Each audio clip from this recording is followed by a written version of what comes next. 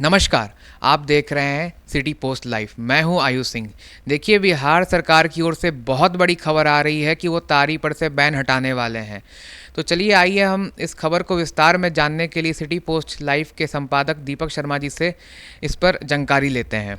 देखिए, बड़ी खबर तो है क्योंकि आज नीतीश कुमार पहुंचे जनता दल यूनाइटेड के कार्यालय और वहां पहुंचकर उन्होंने कार्यकर्ताओं से मुलाकात की। जब वे कार्यकर्ताओं से मिल रहे थे उस दौरान एक कार्यकर्ता उनके पास आया जिसका नाम मुन्ना है और वह कहता है कि सर, एक अनुरोध है।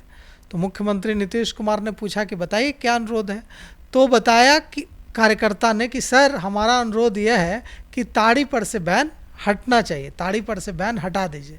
इस बात को सुनकर वहाँ मौजूद जो कई लोग थे, मंत्री थे, सीनियर ब्यूरोक्रेट थे, सब मुस्कुराने लगे। लेकिन नीतीश कुमार ने पूरी गंभीरता से कार्यकर्ता मुन्ना की, जनता दल यूनाइटेड के कार्यकर्ता मुन्ना की बात सुनी और इसके बाद उन्होंने कहा कि तुरंत जो पार्टी के प्रदेश अध्यक्ष हैं जनता दल यूनाइटेड के, उमेश कुशवाहा, उनको बुलाया और कहा कि आप इनकी बात सुनिए कि ये क्या चाहते हैं और इस बारे में पूरी रिपोर्ट बनाकर मुझे बताइए कि इसमें क्या किया जा सकता है। अब इससे इस बात के संकेत मिल रहे हैं कि नीतीश कुमार ताड़ी पर से बैन हटा सकते हैं। क्योंकि देखिए, अगर नीतीश कुमार के मन में यह बात नहीं आई होती तो नीतीश कुमार वहीं समझाते उस कार्यकर्ता को। नीतीश कुमार साफगोई से बोलने के लिए जाने जाते हैं। वे वहीं मुन्ना को बताते कि देखो, ताड़ी पर से बैन हमारी सरकार नहीं हटाएगी क्योंकि हम नशा मुक्ति का समर्थन करते हैं। लेकिन उन्होंने अगर सकारात्मक रुख दिया और सकारात्मक रुख दिखाया इस मामले को लेकर कि ताड़ी पर से बैन हटाया जाएगा, तो हालांकि मुख्यमंत्री ने ऐसा कहा नहीं सीधे सीधे कि हाँ, हम ताड़ी पर से बैन हटा देंगे, लेकिन इतना तो ज़रूर कहा कि हाँ, आप पूरा रिपोर्ट बना करके मुझे दीजिए। मतलब उन्होंने एक सकारात्मक रुख दिखाया है। अब देखिए, ये जो ताड़ी है वो बिहार में एक तरह से नशा है भी नहीं, क्योंकि आप गांव में चले जाइए, तार के पेड़ हैं, तार के पेड़ से वहीं के रहने वाले लोग ताड़ी निकालते हैं, वहीं बेचते हैं, वहीं एक दूसरे को पिलाते हैं और यह एक व्यवसाय है लोगों का। इससे हज़ारों लाखों लोगों की रोजी रोटी जुड़ी हुई है। उनके घर का चूल्हा जलता है, उनके घर के 2 जून की रोटी मिलती है परिवार को। इसीलिए देखिए, एनडीए के ही घटक दल के नेता हैं चिराग पासवान, लोजपा रामविलास पार्टी के सुप्रीमो और केंद्रीय मंत्री भी हैं। अब उन्होंने भी मांग की है कि ताड़ी पर से बैन हटना चाहिए क्योंकि यह सीधे सीधे लोगों की रोजी रोटी से जुड़ा हुआ है।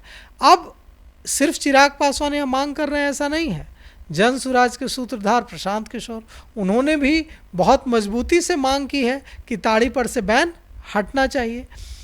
तेजस्वी यादव हैं नेता प्रतिपक्ष, तेजस्वी यादव ने भी मांग की है कि ताड़ी पर से बैन हटना चाहिए।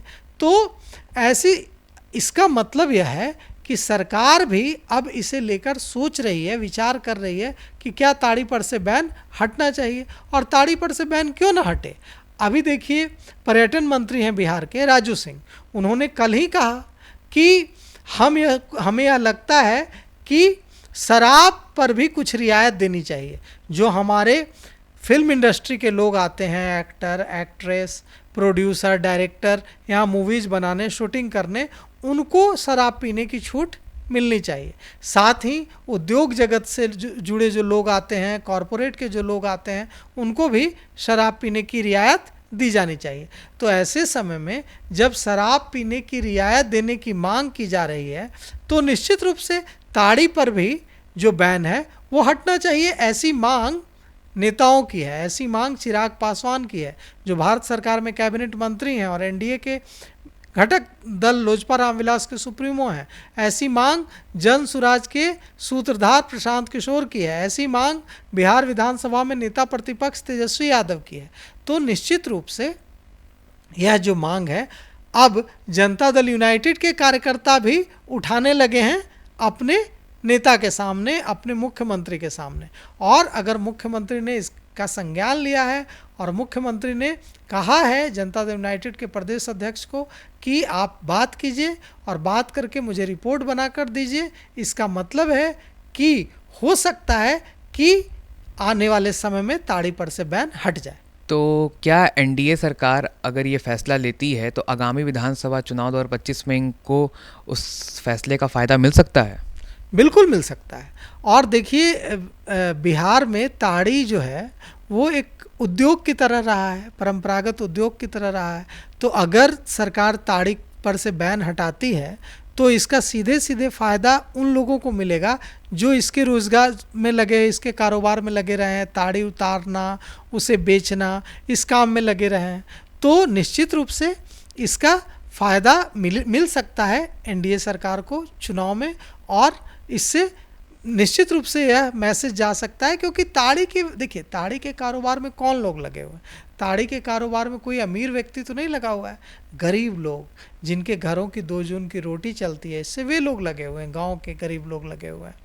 तो अगर ताड़ी पर से बैन सरकार हटाती है तो उनके घरों में आमदनी का फिर से एक जरिया होगा और इसका फ़ायदा मिल सकता है। तो आपने सुना अभी वरिष्ठ पत्रकार दीपक शर्मा को, और आप इस पे क्या अपनी राय रखते हैं इसको आप कमेंट सेक्शन में ज़रूर बताएं। धन्यवाद।